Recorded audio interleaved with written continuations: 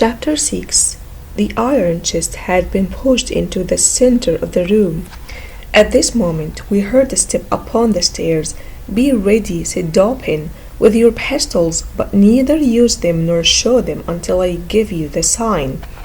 The front door of the house had been left open, and the visitor entered without ringing and started up the stairs.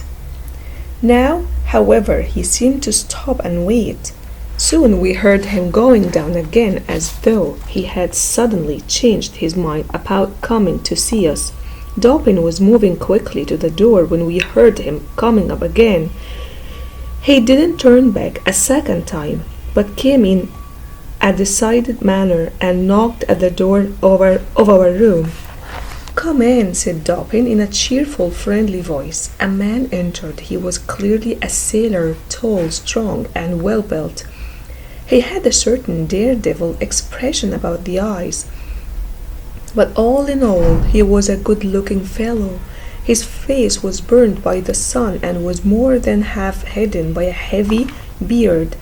He carried with him a large stick, but wasn't armed in any other way.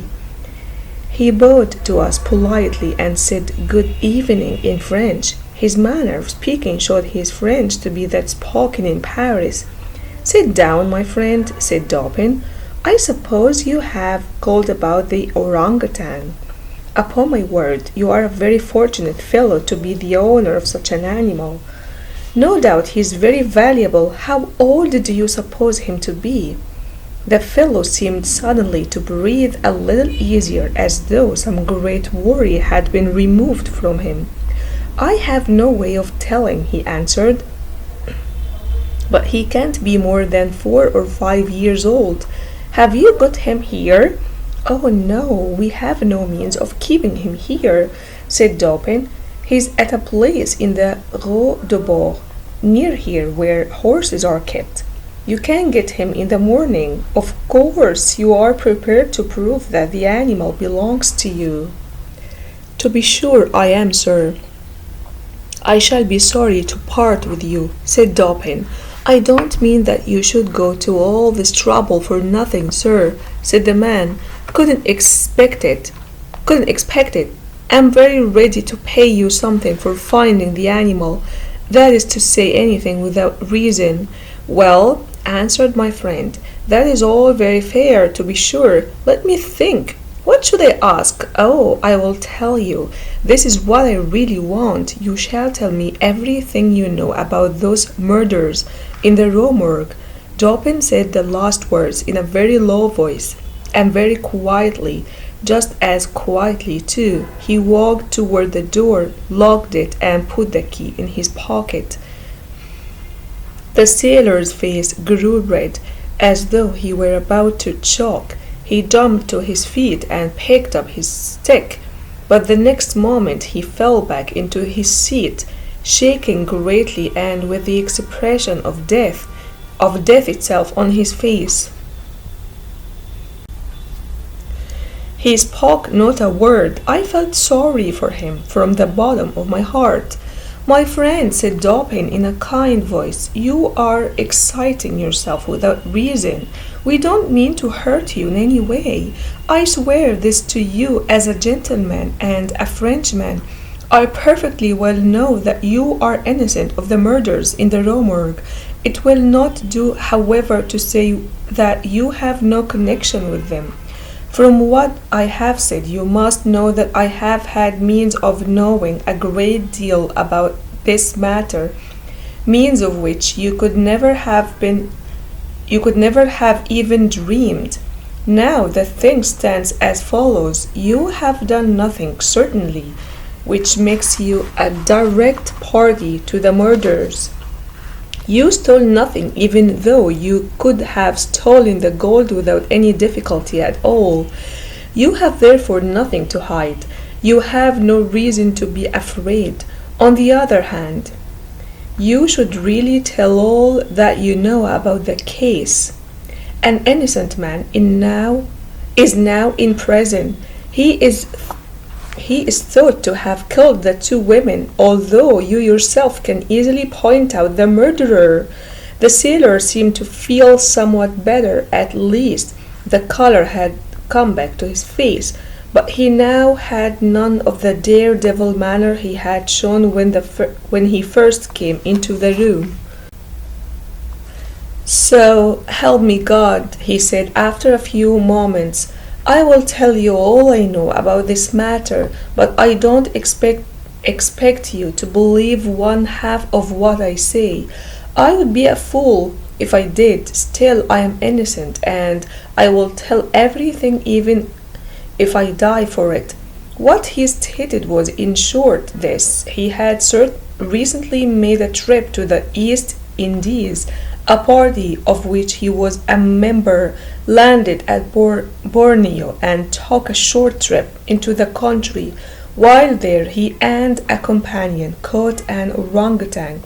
The companion dying later, the animal became his alone. After great trouble caused by the wild character of the animal during the trip, he finally succeeded in getting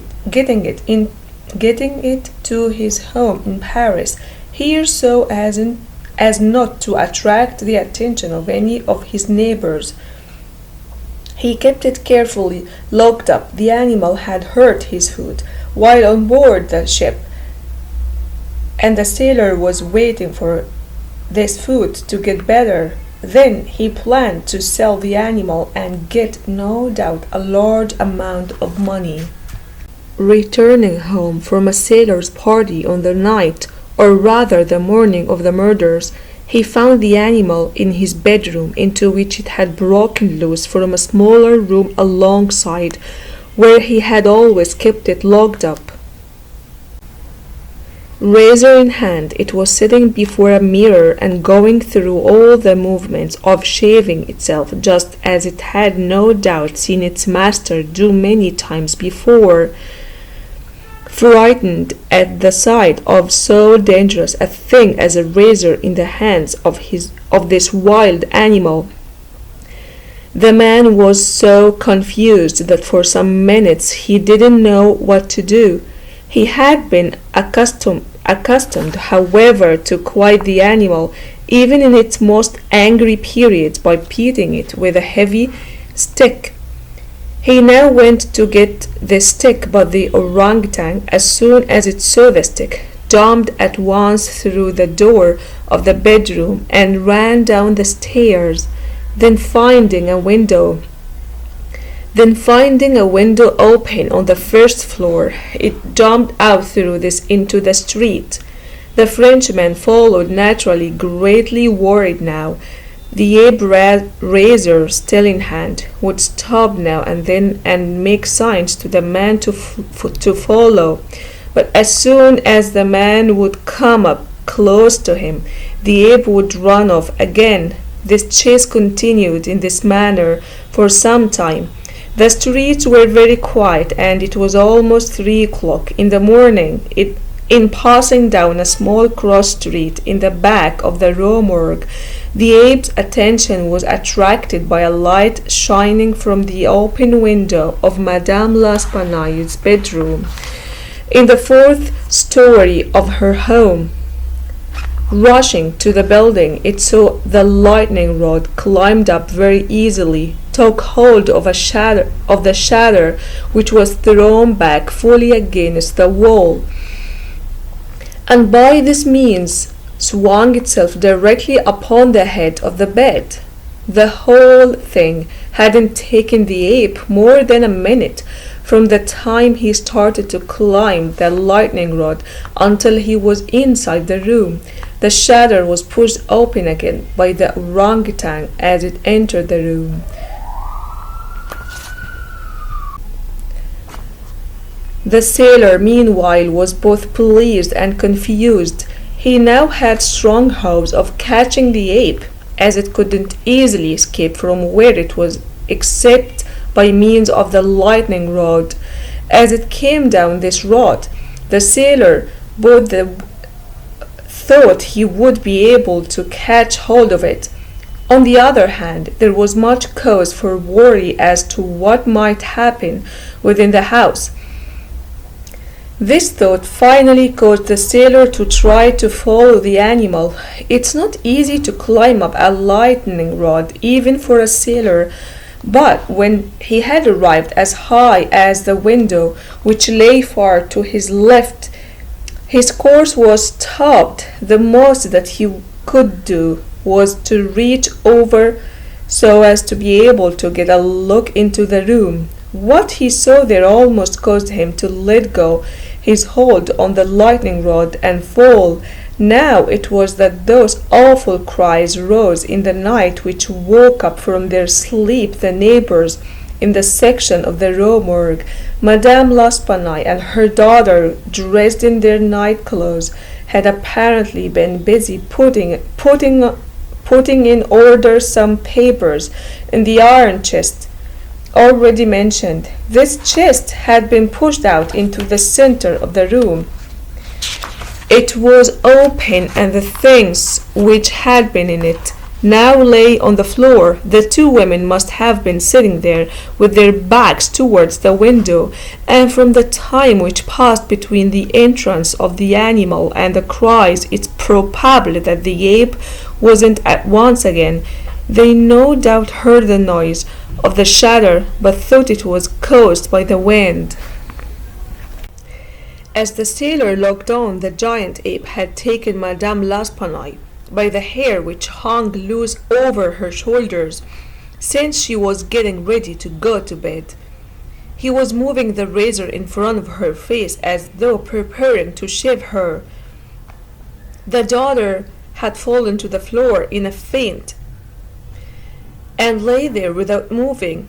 The ape was clearly under the impression that he was playing with the old woman, but her cries and struggles, during which her hair was torn from her head, caused him to change suddenly and became savage and angry. With one blow of his great arm he cut her head almost from her body. The sight of the blood then seemed to excite him even more. He threw himself upon the body of the girl and took her by the throat, with his great fingers closing upon her more tightly each minute. He held her in this way until she died.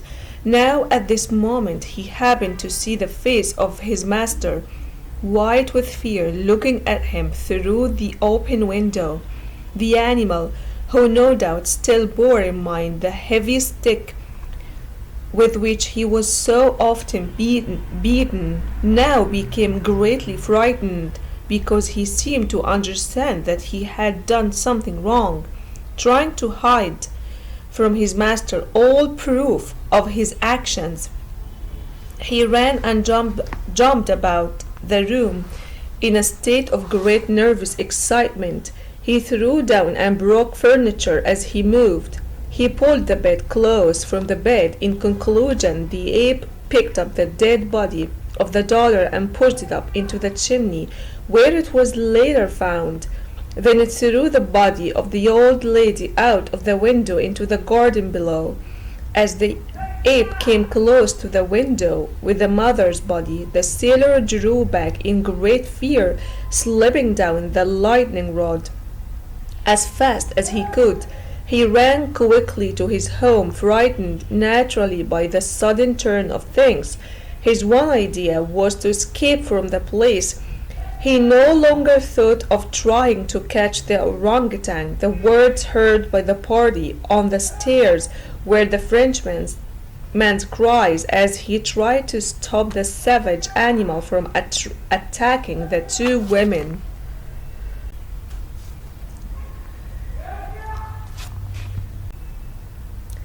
The sharp and unpleasant voice was that of the ape, expressing itself in sounds which naturally no one could understand.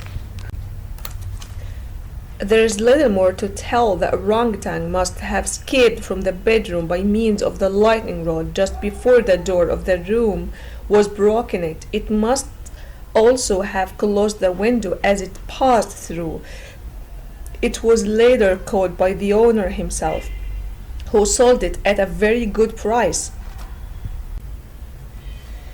To the Jagdad plant, the bank owner Lupin was let out of the prison upon Dopin's explanation to the police of all the circumstances of the murders. The police chief, however, although a friend of Dopin's, couldn't completely hide his feelings. A little angrily, he mentioned something once or twice about the fact that it would be better if everybody minded his own business. Let him talk, said Dopin, who hadn't thought it necessary to answer. Let him talk, it will make him feel better. I am satisfied with having helped to clear up the mystery.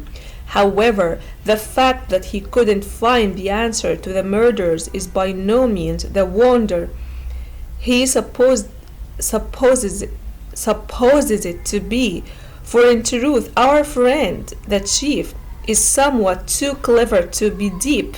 His powers of reasoning aren't very great. His methods, as I have said before, have no direction. They grew simply out of his past experiences, and anything completely new leaves him very much confused. But he is a good fellow after all. I like him, and would certainly never do anything to hurt him in any way.